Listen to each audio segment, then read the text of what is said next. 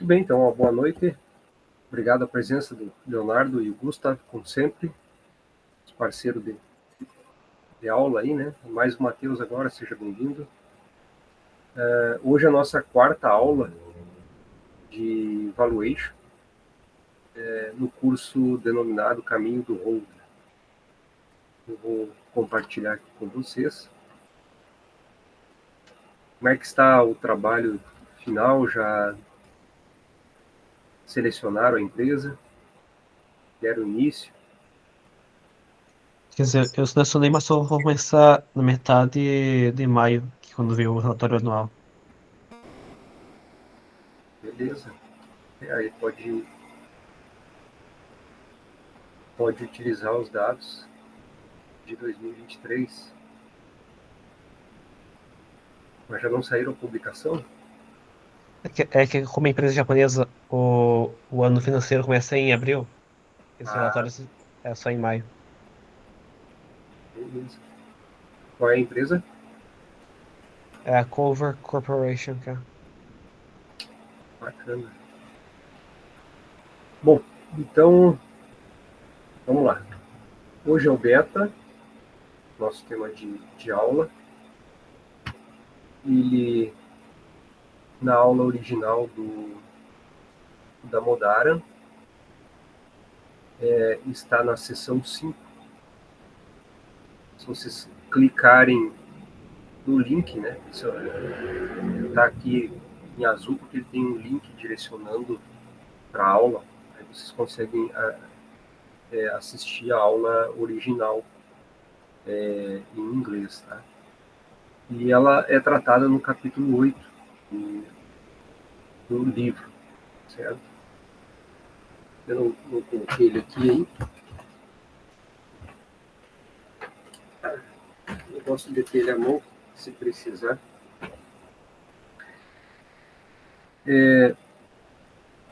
Bom, então, betas. Há várias formas da gente determinar o risco, como esse quadro aqui faz alusão.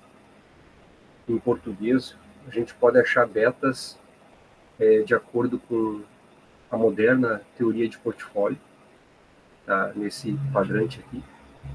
Podemos usar o risco contábil, então com base em DFPs, demonstrativos financeiros, né, e patrimoniais. Bem-vindo, Vitor.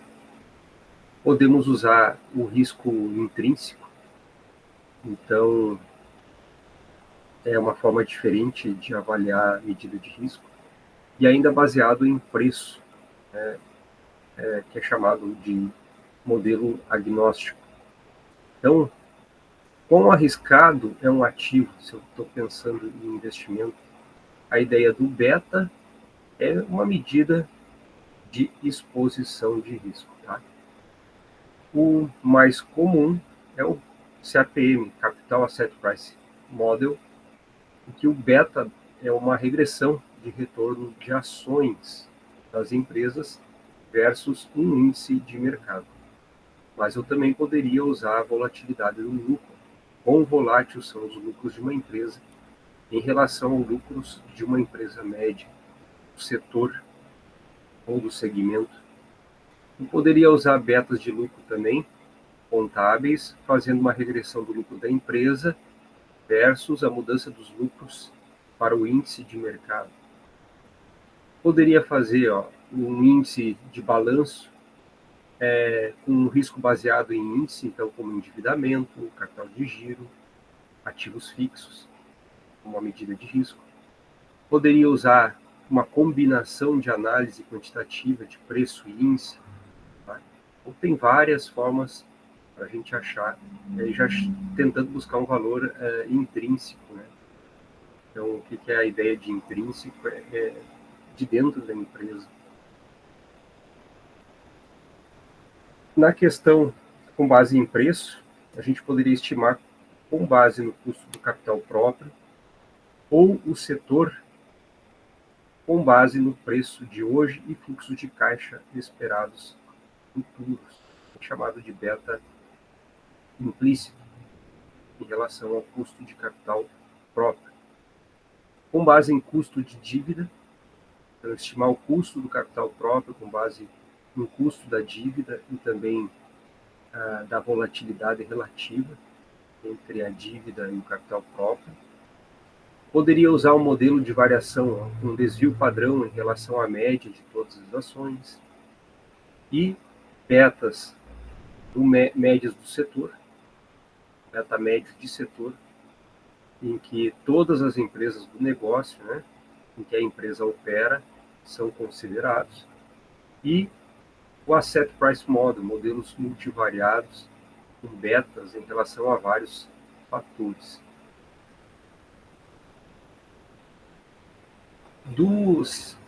O modelo CAPM beta, ele ficou famoso porque em 1990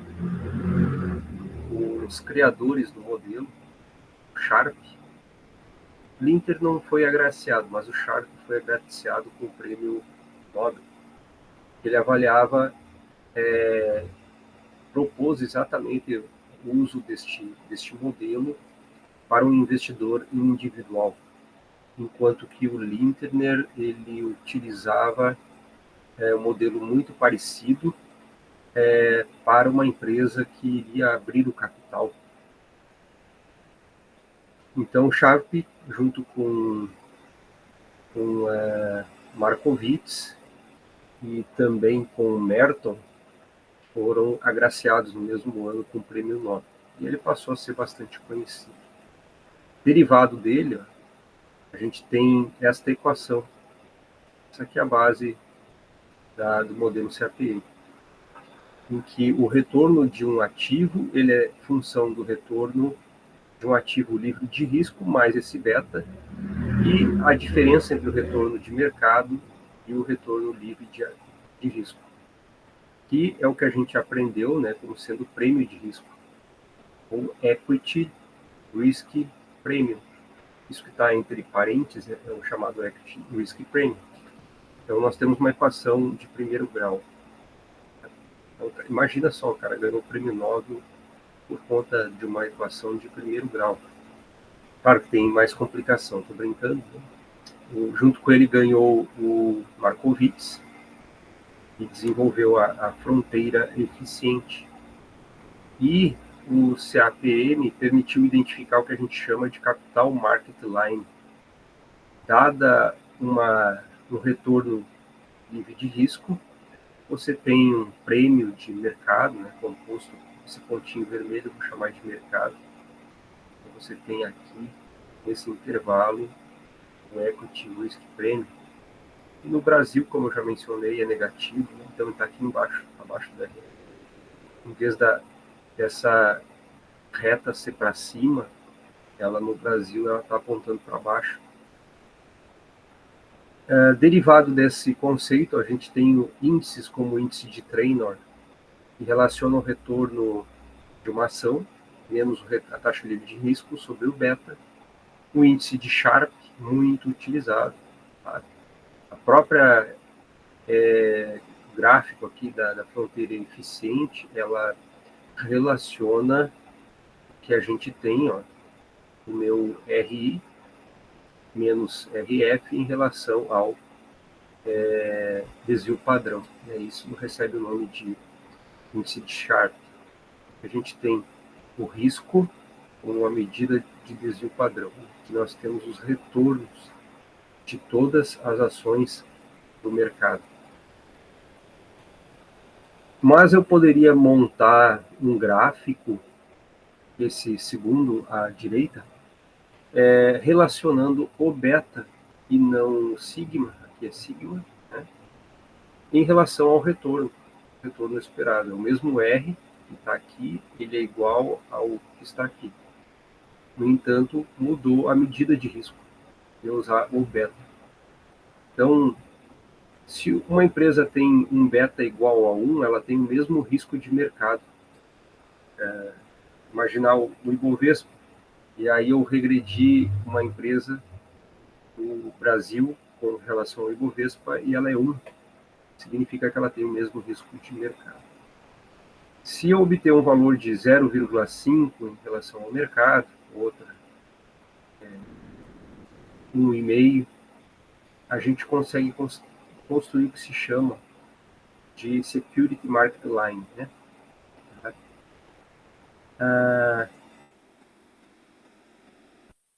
Com base na minha equação de regressão, eu vou comparar o que seria que o mercado está calculando e o que o meu modelo identifica, né, em relação a essa diferença. Que está na minha linha é um modelo matemático. O modelo é uma equação de primeiro grau, y igual a mais bx, né?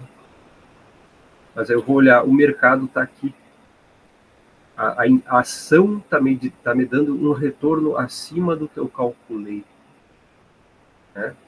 O que isso significa, né? Que a empresa está subavaliada, cara, em relação. Boa noite, tudo bem? Seja bem-vindo. E do contrário, se eu tenho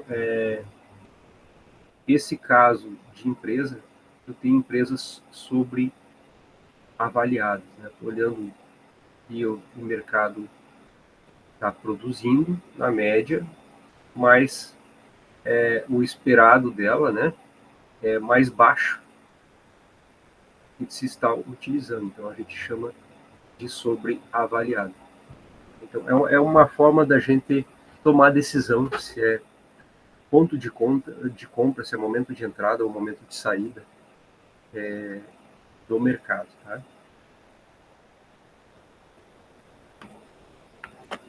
Exemplo aqui, ó.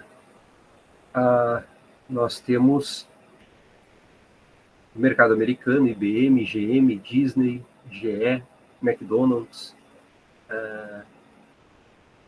a ExxonMobil e assim por diante,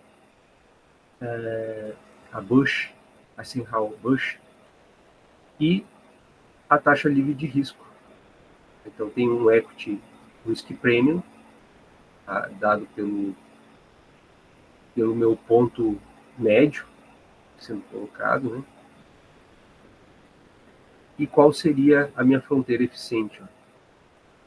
Esse ponto, eu tenho uma combinação de ativos que combinados vai me dar um risco menor, um retorno maior, aplicando o modelo CAPM.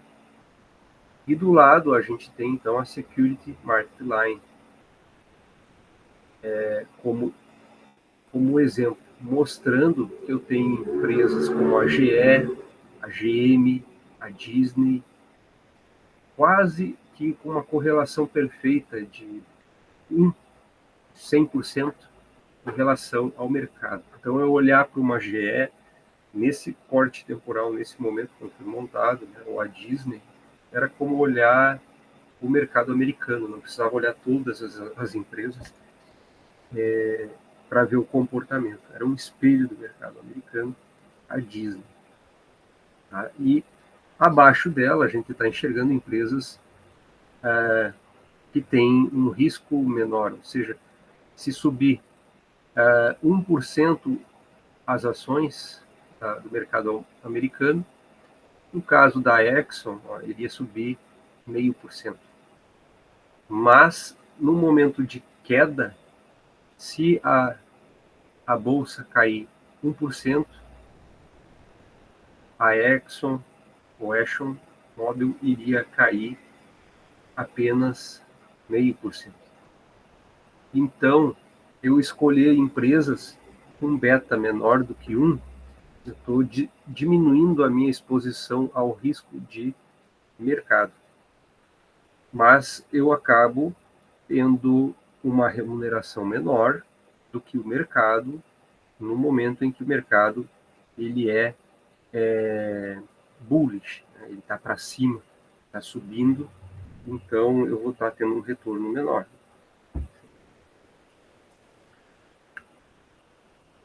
O beta, como é que é o padrão dele? Como é que a gente calcula? é regredir os retornos das ações em relação ao retorno de mercado. Então, é uma equação de primeiro grau, como aqui está sendo colocado, um RJ generalizado aqui, e o mercado. Quem é o mercado? Pode ser a Bovespa, pode ser o mercado americano, ou qualquer outro. Onde A é a intersecção e B é a inclinação da reta. Tá? E assim a gente tem uma medida de risco da ação em relação ao mercado. Mas ela tem alguns problemas, esse modelo. Ele tem um alto erro padrão. Então, a gente viu na aula passada o que era o erro padrão, né? Era o meu desvio padrão sobre raiz dn, a quantidade de períodos que eu estou analisando. Isso mudava se eu usava 100 anos, se eu usava 10 anos, se eu usava 5 anos do período, eu estou tendo um erro diferente. E poderia ser medido em relação ao setor, ao invés do mercado nacional. Excelente pergunta. A gente vai ver depois uma saída para fugir desse erro, tá? E que é eu medi o beta do setor, tá? Como você colocou, do setor, mas então isso significa que eu preciso calcular de todas as empresas do setor e achar uma média. Por sorte, hoje tem vários softwares, vários sites que fazem isso e calculam a média do setor. Tá? E aí a gente ajusta o setor para a realidade da empresa. Excelente pergunta. Mas a resposta completa vai vir na sequência da aula. Tá? Também ele reflete o mix de negócio da empresa durante o período de regressão e não o mix atual. Então, eu estou olhando para o passado, ele é um espelho do passado e não do presente da empresa em relação aos seus negócios. E também reflete uma alavancagem financeira média durante o período, em vez da alavancagem atual, em que a alavancagem é nível de endividamento. Tem empresas que operam com baixíssimo endividamento. Né? Exemplo, o Brasil, como as taxas de juros são muito altas, as empresas brasileiras são bem menos endividadas do que as empresas americanas, por conta das altas taxas de juros. Então, utilizam muito mais recursos próprios para financiar suas atividades em relação ou na proporção que as empresas americanas o fazem, por conta do custo do dinheiro ser mais baixo. Então, alguns pontos críticos que a gente tem que considerar na determinação dessa regressão linear é qual a extensão do período que eu vou utilizar. E a gente vai perceber que no mercado profissional, no mercado financeiro, a gente vai encontrar empresas que utilizam diferentes cortes temporais, como a Value Line, a própria Standard Poor's, usam dados de 5 anos. Tá? A Bloomberg, que é bastante famosa, né, na área financeira, usa dados de 2 anos para calcular o beta. E também a empresa muda suas características de risco em longo prazo, como fusões e aquisições. Tá? Além disso, qual a periodicidade do período que eu vou analisar? Tá, eu escolhi 5 anos, mas eu vou usar dados anuais, eu vou usar dados mensais, semanais, diários ou intradiários. Quanto mais frequente for, maior tendência elas vão ter, né? No intraday eu tenho uma volatilidade muito grande, está subindo, desce, sobe, desce, mas se eu for olhar, eu fiz isso no intraday, aí for considerar no dia ela variou isso aqui só, então ela tem uma curva bem mais suave, né, em termos de variação. No intraday o beta teria essa inclinação, beta intraday, e eu tenho beta diário, então muda muito, né? Bloomberg, por exemplo, que é um agente, né, um ator do mercado bastante ativo, ele usa dados semanais. tá? E dados diários em empresas pequenas, que tendem a produzir betas menores devido à baixa negociação. Tá? Então, empresas pequenas têm essa característica, têm betas pequenos devido à baixa liquidez. E aí, qual o índice de mercado utilizar? Né? Outro problema é eu quero uma proxy de mercado. Vou usar Ibovespa, vou usar SP500, vou usar aqui no Brasil o IBX50, né? Ou vou usar um índice setorial. Tá? A prática mais comum é a gente usar, então, um índice de mercado representativo, aquele que a gente tem como mais representativo do país. E em mercados emergentes, não é bom daí a gente utilizar. Tem essa questão, porque para as maiores empresas, o beta tenderá a 1, e para as menores, ela vai variar insanamente, como a gente está destacando aqui.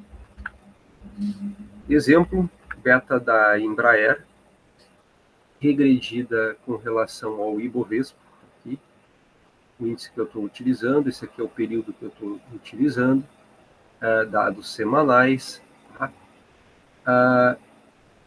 E o valor do beta. Aí fala em beta ajustado, correlação. A gente vai ver que a correlação é uma medida de exposição ao risco sistemático. Ou eu uso, perceba essa inclinação que está aqui, ó, tá? O meu beta, a gente calculou 0,79 ou 0,86, 0,68. E eu tive um erro padrão de 0,12. Se eu regredir os mesmos dados, o mesmo corte temporal, dados semanais em relação ao SP500 para a mesma empresa, aqui a Embraer, olha como mudou meu beta. Passou para 1,2 e antes era 0,6. Qual é que é o certo? E o erro padrão permaneceu parecido, igual ao erro padrão. Mas daí qual é que é o certo? Usar 1,2, eu estou mais exposto ao risco no mercado, ou ela é uma proteção de mercado, tá? No caso do Ibovespa, ou do mercado brasileiro, né, olha que interessante nessa análise. Se eu invisto no mercado brasileiro, eu investir em ações da Embraer, eu estou me protegendo ao risco do Brasil. Por quê? Porque a maior parte da receita dela vem do exterior. Então, ela não está muito suscetível às oscilações políticas e econômicas do país, como outras empresas estão. Tá? Ou esse outro caso, tá? Mostrando os valores. Um cuidado que a gente tem que ter, então, se eu tenho um beta muito ajustado, me produz um erro padrão muito pequeno, 0,03, como nesse caso aqui, significa que a empresa possui representação significativa no mercado e o beta pode não ser preciso, não revelar o real risco que a gente tem do mercado. Tá? Então, quando ela é muito justinha assim, praticamente todo o mercado é empresa. Né? Tem países extrativistas, em que a representação numa única empresa, o país inteiro, a bolsa inteira é uma empresa só. Como na Noruega tem a Nokia, e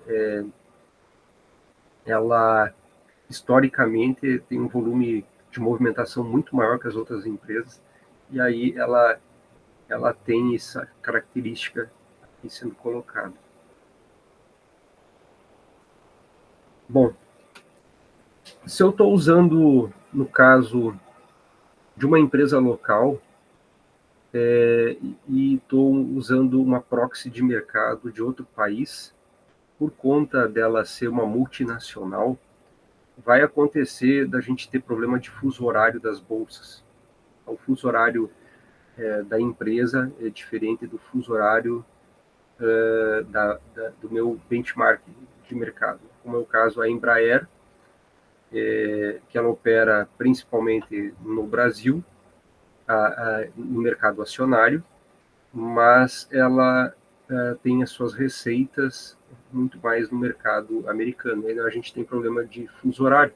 Quando isso ocorre, eu tenho que corrigir o beta por conta desses fusos horários, de acordo com a equação do Schulz e Williams, que é dado dessa forma aqui. Eu tenho o beta menos 1 do período anterior, o beta do período e o beta de um período acima, e eu tenho dividido por 1 mais 2 vezes o coeficiente de correlação. Tá? Então, isso, nós chegando num nível bem avançado, né, de preciosismo no tratamento dos dados, para obter um valor bem preciso, de acordo com o valuation, uma teoria prescreve, de precificação do valor intrínseco de uma empresa. Como é que a gente coleta dados? Uma forma simples da gente coletar é usar o Google, do Google Docs, o Google Planilhas, né, em que a gente consegue fazer importação dos dados. Na lâmina eu coloquei um exemplo em que em uma única célula a gente vai informar o comando, que é esse Google Finance, e está especificado aqui 3 variáveis da onde elas saem. Tá? Então, sai da linha 2, informando quem é a proxy de mercado, informando qual é a minha importação, que é o meu atributo, eu quero o preço, mas poderia ser volume, poderia ser outra informação, né, da empresa, mas eu quero preço, qual o período que eu estou puxando e o intervalo, nesse caso aqui semanal, dou Enter e pá, ela vai importar automaticamente as informações. Aí dali eu posso baixar para uma planilha de Excel, tenho a minha série histórica muito facilmente, e aqui eu posso, daí numa planilha de Excel, calcular o Y igual a A mais BX, se quiser fazer isso desde o início, né? No Excel tem a questão de ferramentas e a parte de regressão linear. Então pode ser feito o cálculo direto, ou se quiser também fazer no braço, ou seja, colocar a relação da equação manualmente, é fácil fazer. Covariância sobre variância. O que é o beta? O beta, na estatística, é a covariância sobre variância. Então, isso representa que eu tenho, nessa minha covariância, sempre a relação entre o meu retorno, meu ativo, menos o retorno médio do meu ativo, multiplicado pelo retorno do período do mercado, menos o retorno médio do período que eu estou analisando do mercado. Isso aqui é chamado de covariância. Somente isso. Covariação de uma diferença euclidiana, é simplesmente a diminuição, estou diminuindo o valor observado pela média do período que eu estou observando, é chamado de distância euclidiana. E e a minha variância. Então vai ser meu mesmo R de mercado menos RM ao quadrado. Como está ali ao quadrado. E, então seria a variância ou desvio padrão ao quadrado do mercado. Uma medida muito usual com relação ao beta, para medir eficiência de gerentes de gestão de portfólios, de investidores, de grandes fundos, para ver se o cara é bom, né? Uma medida muito utilizada chamada de alfa de Jensen, que faz uma relação da regressão linear comum com o CAPM, que é o modelo lá do Sharpe e do Linton. Então, que relação é essa?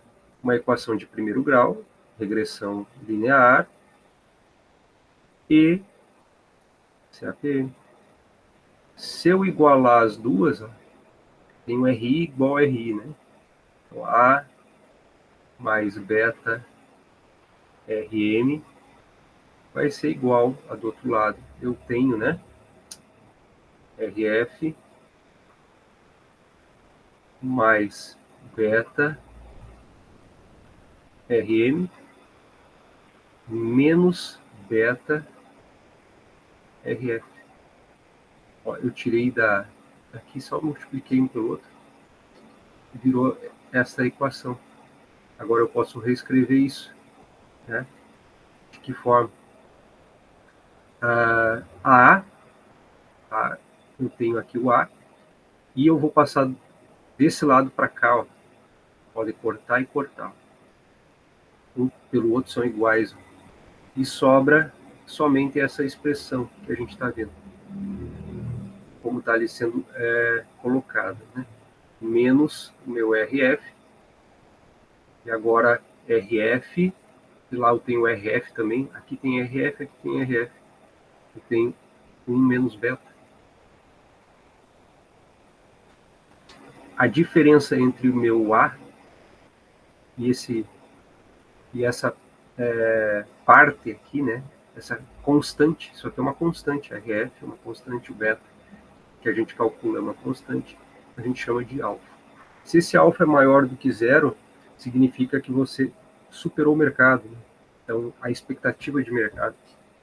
E você é um bom gestor de fundos. Agora, se o seu alfa é menor do que zero, significa que a sua gestão de fundos não foi boa. Né? Você pagou para o fundo menos do que o mercado pagaria. Coeficiente de determinação é outra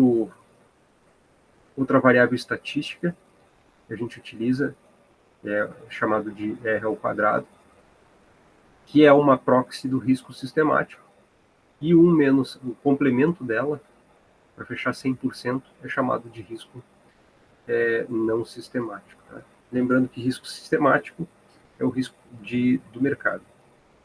Eu também posso calcular intervalo de confiança, que nem a gente vê em pesquisa eleitoral, dado lá o candidato X com margem de erro tanto, a gente consegue aplicar o intervalo de confiança considerando o erro padrão.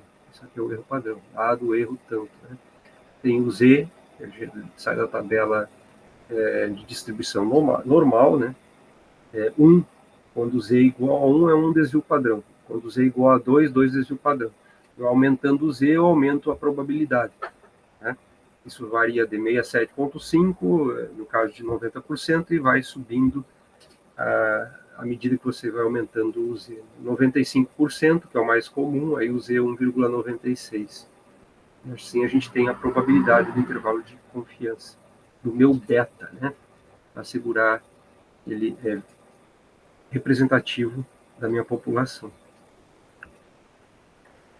No mercado, a gente vai enxergar muitos betas de serviço. O que são betas de serviço? A Merrill Link divulga a Barra, a Value Line, a Standard Poor's, a Morgan Stanley, a Bloomberg, elas calculam betas e são chamados de betas de serviço, porque são empresas do mercado que geram. Tá? Mas elas têm um problema, muitas delas ignoram dividendos, tá? E para grandes empresas isso não é um problema, não faz muita diferença. Mas se a empresa é pequena, tá? Ou não pagam dividendos, ou pagam, faz muita diferença no cálculo do valor do beta. Exemplo aqui de um beta de serviço é o da Bloomberg, que ele utiliza o modelo do Bloom, que é o autor que empurra o beta em direção a 1. Tá? Então, o beta da Bloomberg não é um beta calculado pela regressão, ele faz esse ajuste Ele pega o valor do beta calculado pela regressão linear e multiplica por 0,67 mais 1 vezes 0,33. Então, ele amacia a volatilidade do beta, né, deve ser muito grande, tornando ele mais perto de 1. Qual a justificativa disso? Que a empresa, à medida que ela cresce, que ela amadurece, com o tempo ela passa a ter o risco do mercado. Tá? Ela começa a se diversificar, ela compra outras lojas, ela cresce, ela tem mais produtos, e aí ela vira uma proxy do próprio mercado. Beta total, isso aqui é bem interessante, da literatura. Por que é interessante? Para quem quer fazer a avaliação de empresas pequenas, empresas que não têm capital aberto, são capital fechado. Eu quero fazer o valuation de uma padaria aqui em Santa Maria. Aí, ela não é de capital aberto. Então, uma boa proxy é utilizar o beta total, que relaciona, então, o beta de mercado com a correlação da ação e mercado. Tá? Então, a medida equivalente a dividir o desvio padrão da ação com o desvio padrão de mercado. Extensão, periodicidade e proxy de mercado. Damodaran, ou Damodara, melhor dizendo. Como é que ele calcula? Dado que tem muitas possibilidades, mas o Damodaran, que é o mais famoso na área de valuation, ele utiliza para as empresas americanas dados 5 anos de série histórica para calcular. Tá? E quando a empresa ela tem menos de 5 anos, ela utiliza o período que está listado no mercado. Tá? E se tiver menos que 2 anos, ela não estima. Então, empresas que recém abriram capital e tem menos de 2 anos de dados, você não encontra na base de dados deles. Tá? Utiliza dados semanais, então o corte temporal é 5 anos, a periodicidade é semanal, e o índice de mercado, a proxy de mercado é a NICE, não é o SP500, é a NICE que ele utiliza. E para todas as outras empresas, então, de todos os outros mercados, como o Brasil, a Argentina e o resto do mundo, ele faz um ajuste, tá? Ponderando o beta dos 2 primeiros anos e os betas de 5 anos, por 2/3 e 1/3. Então faz uma proxy como está aqui sendo colocada. Os últimos 2 anos e o beta de 5 anos. Então você tem um mix desses dois, tá? Como é o caso, quando eu quero calcular o índice, o beta com base numa proxy, num índice local, como é a CAC na França, Sense na Índia, Bovespa aqui no Brasil, é dessa forma que é apresentado nas tabelas da Modari. E se o beta de regressão de 5 anos, japonesa, teria um pouco mais de 1 ano de bolsa. Interessante a informação, tá? A gente vai ver, tem saída para isso sim. A gente vai usar daí um beta de setor para estimar o beta da empresa quando ela não tem o período suficiente, tá? E se os betas de regressão de 5 anos estiverem faltando, substitui por 1. É como ele faz para obter os dados, né? Garantindo que a média global de todas as empresas estejam próximas de 1. Extensão e correções do beta. Da Modara também corrige o beta pelo caixa das empresas. E tem muita empresa que mantém uma liquidez enorme, como uma Apple. Tá? Você vai ver a quantidade de valor dela que está sob a forma líquida de dinheiro, é absurda. Mas caixa não é remunerado, não tem retorno para a empresa. E por conta disso, o Damodara faz uma correção do beta. O beta é corrigido pelo caixa, vocês vão achar isso nas tabelas do Damodara, se acessarem aí. O beta corrigido pelo caixa, dado o valor da empresa. Por que faz isso? Porque caixa não tem remuneração, né? Ele não é operacional, ele é um ativo financeiro. A empresa não precisa dele mais do que o necessário para a sua operação. E além dessa correção, ele calcula betas médios de 5 anos. Então, agora é 2024, ele vai utilizar os betas até 2023, aí soma com o de 2022, o calculado lá de 2021, que é um beta que utilizou 5 anos para trás, né, para ser calculado, cada um deles. Então, dessa forma, ele acaba cobrindo um total de 10 anos, que é o mesmo prazo dos T-bonds que são utilizados. Então, essa é a lógica, né, de usar T-bonds de 10 anos e não 30, tá? E aí, dos dados, os betas que estão lá apresentados, é um beta médio de 5 anos, né, sendo reajustado a cada ano que entra. Existem o CAPM Global, modelo proposto por Stultz em 1984, para empresas globais, né, como o McDonald's, empresas que operam em todo o planeta, como sendo desta forma, tá?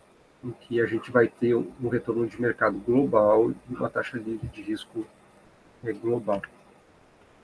Existem modelos locais, como proposto por Pereira e também por Budner, Dumas e Marston, em que considera um ajuste do modelo global devido à questão local, sendo apresentado, então, uma taxa livre de risco que considera a taxa livre de risco global mais o Country Risk Premium, devido a fatores como crise política, a questão de expropriação de ativo por parte do governo, questão inflacionária, risco de liquidez, né, risco cambial, default do governo. Então, tem essas correções.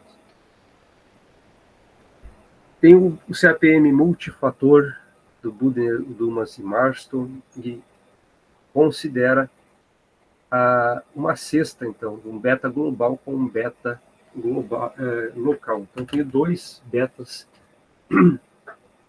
nesse modelo aqui. Deixa eu tomar uma aguinha. Essa lâmina a gente viu na aula passada.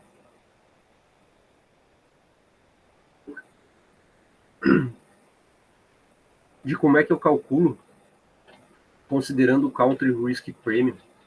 E eu vou ter que ter bastante sensibilidade, então conhecer muito bem o mercado, a empresa onde ela opera, para saber se ela está igualmente exposta aos riscos país, né? E aí eu adoto essa postura, o Country Risk Premium fora da minha equação, somando-se à taxa livre de risco, tá?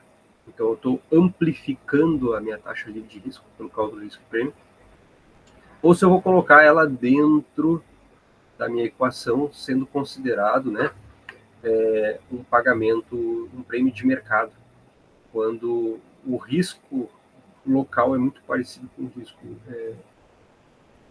externo.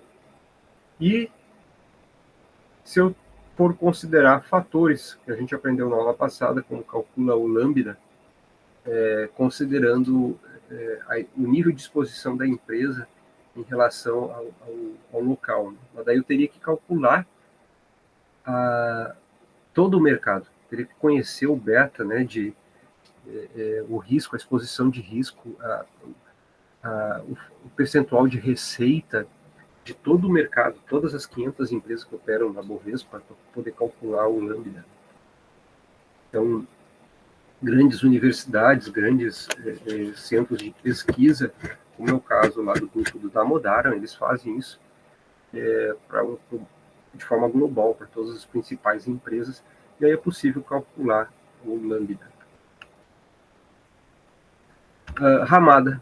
Ramada é o modelo que é mais usado hoje quando a gente fala em beta alavancado e beta desalavancado.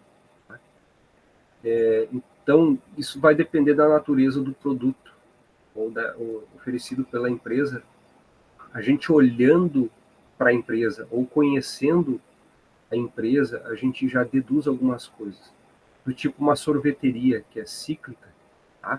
Ela tem betas mais altos do que empresas não cíclicas. Uma SLC, é uma empresa de agricultura, ela é cíclica, então ela tem mais betas mais altas do que uma empresa de varejo, que vende todos os dias. Empresas de bem de luxo também têm betas mais altos, tá? Por conta das características.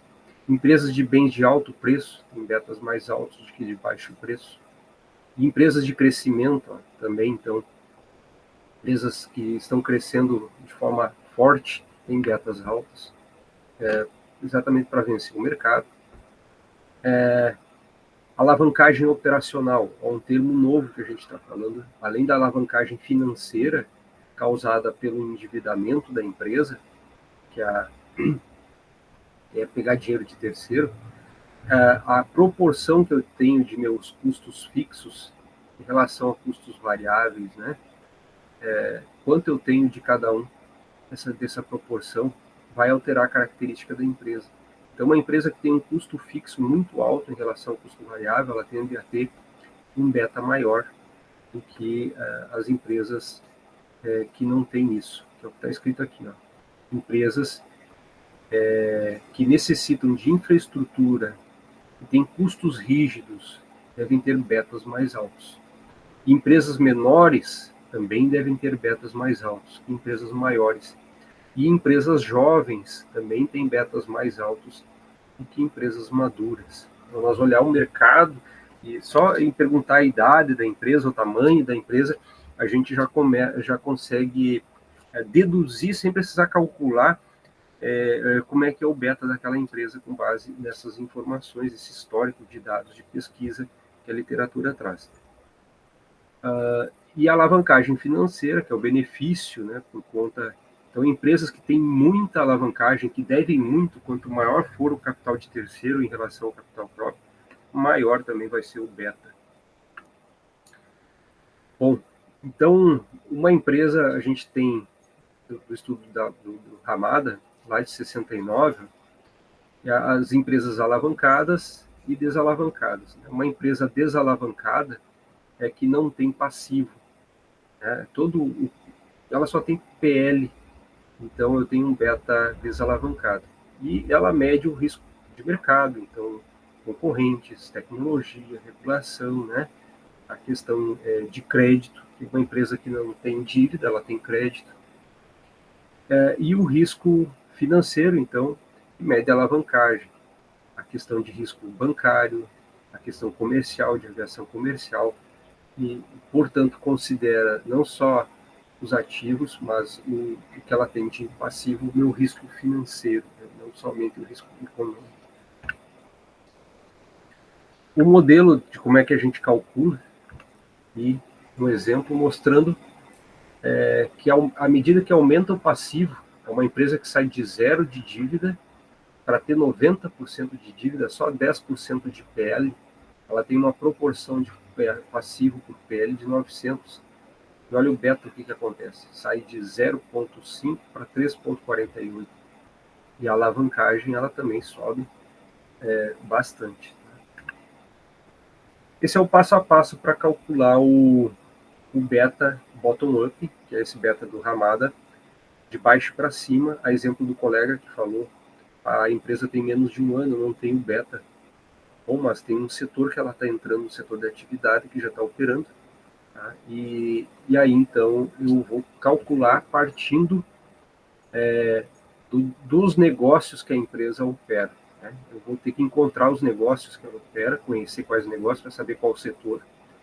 Encontrar todas as empresas de capital aberto em cada um desses negócios.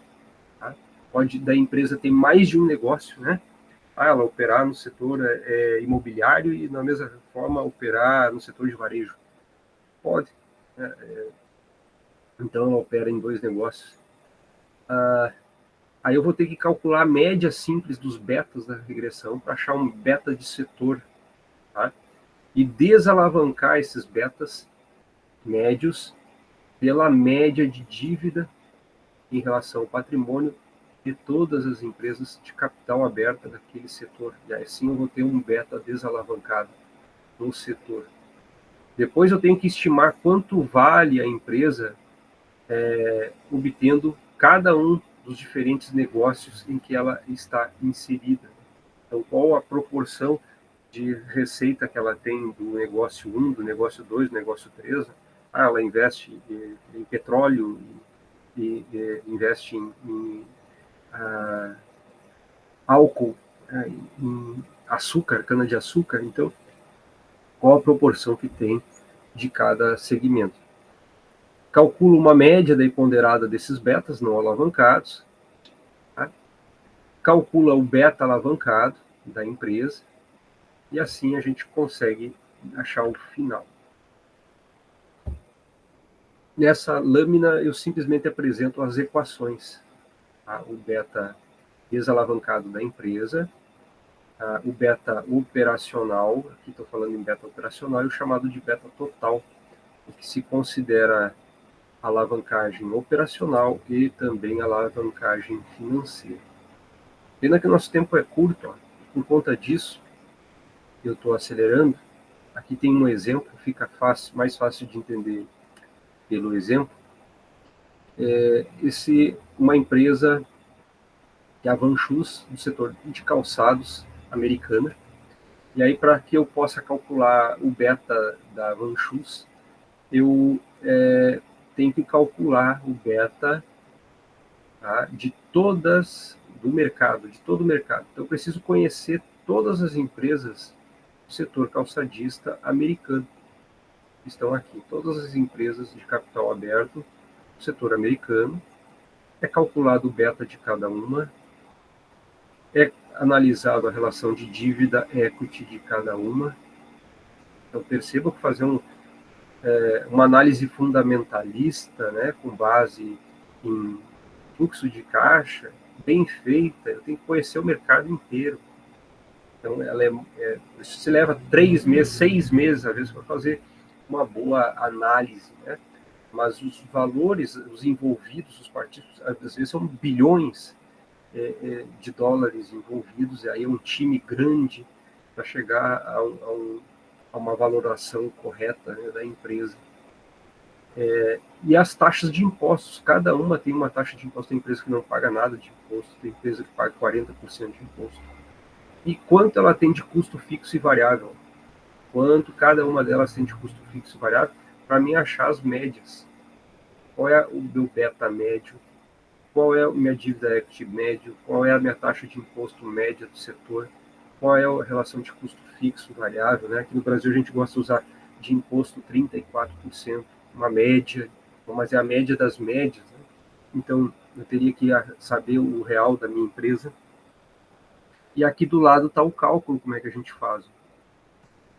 Nesse exemplo, em que para achar o meu beta desalavancado do setor, eu vou pegar, então, o beta alavancado médio, que é o que a gente achou aqui, a média de todo o setor, está sendo colocado aqui, a média de impostos, que já contei aqui embaixo, e também a relação de débito equity do setor, 75 aqui, tá? Então, dá um beta desalavancado do setor calçadista de 0,5. Aí, para achar o beta alavancado da Shoes, eu vou pegar o beta desalavancado do setor e ver quanto ela paga de impostos e qual é a relação de débito equity da Shoes. E é esse valor aqui, débito equity 9,4 e 34% de impostos, 34% e 9,4. Então, o beta alavancado da Shoes é esse, financeiro. Mas, além de considerar a questão financeira, eu tenho que considerar a questão operacional da Shoes, porque ela tem uma relação de custo fixo e variável diferente das outras empresas. Ó.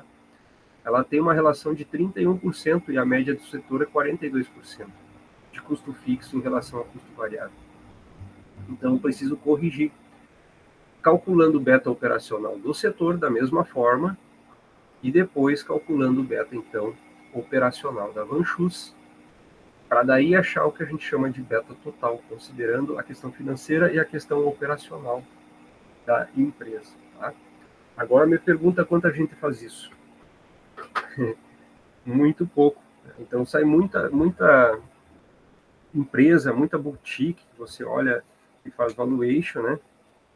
Que abrevia, assume caminhos mais curtos, mas ele tem argumentos. Foi feito valuation, mas para fazer ele corretamente, eu teria que conhecer todo o setor. Então, no exemplo do colega lá de uma empresa japonesa que tem 1 ano de operação, eu não tenho uma série histórica para calcular o beta dela, né? Eu posso estimar considerando o beta do setor como uma proxy para aquela empresa, né? E mais do que isso, usar o beta total, tá? Se é uma empresa pequena, se é uma empresa que tem pouca pulverização, para calcular o valuation. Então, aqui uma explicação, depois vocês dão uma olhada, por que a gente utiliza betas ascendentes, porque ela tem um erro padrão menor, tá?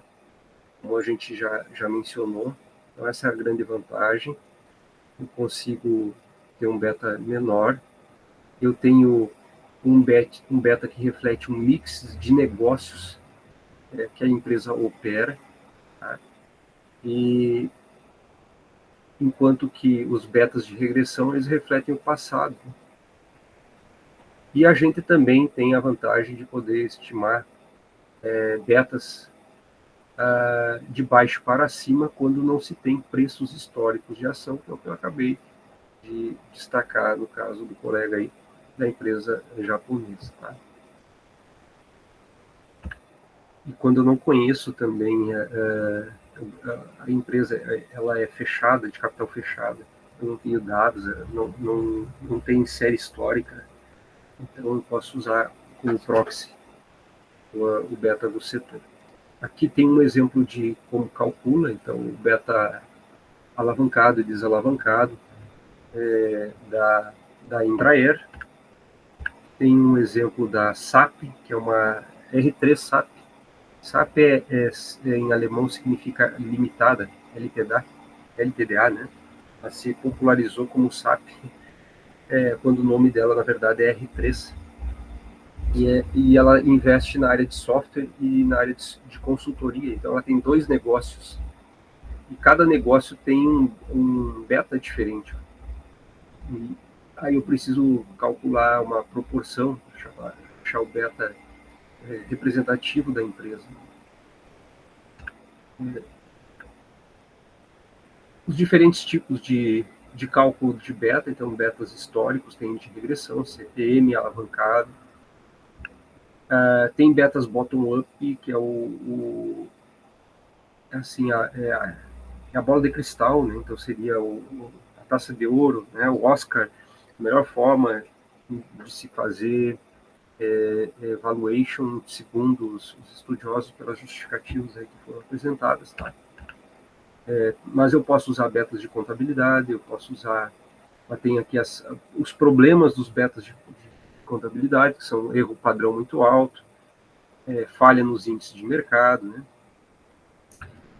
E se a gente não gosta, então tem alternativas para esse cálculo de beta, né? Eu posso usar o próprio beta de contabilidade, utilizando o lucro, o balanço, tá?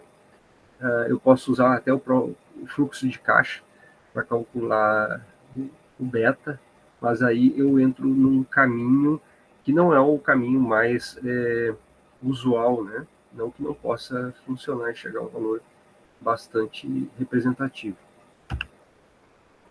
Por fim, essa lâmina é um bizu, um resumo, uma dica, né? Uma cola para o trabalho, né? De como estimar o VAC da empresa. Até eu chegar no VAC. Por enquanto, nós focamos no beta. Nossa aula de hoje era só o beta. Então, só para chegar nesse item D, tá aqui, toda essa conversa mostrando que tem várias verdades, né?